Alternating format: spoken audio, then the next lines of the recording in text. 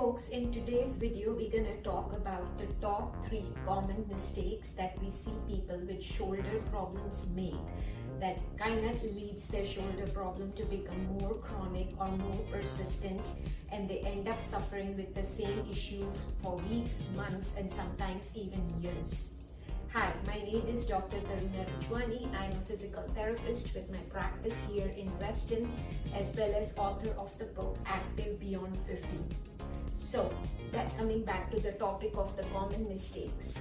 The number one mistake that we see people with shoulder problems make is that they never get to the root cause of their problem.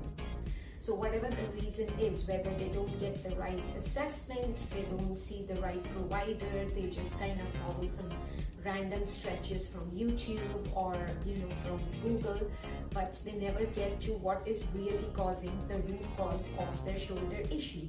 A lot of times your shoulder problem could be originating from your neck or your cervical spine, your upper back or your thoracic spine, or it could actually be coming from your shoulder joint itself.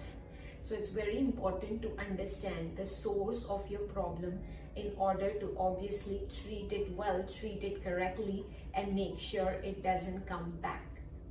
The number 2 common mistake that people make is that they never get through to the right program and follow it correctly. A lot of times when you're going through a shoulder program, getting back your full mobility that actually improves your ability to sleep through the night can involve moving into uncomfortable ranges, can involve doing some exercises or stretches that may not feel very pleasant or comfortable, but doing them might be the key to your success. And a lot of times people are afraid to do those movements because they are afraid that it's actually going to make their problem worse. And that's why working with the right provider, the right coach who can guide you through those movements to make sure that you get them done, get back your full mobility is key.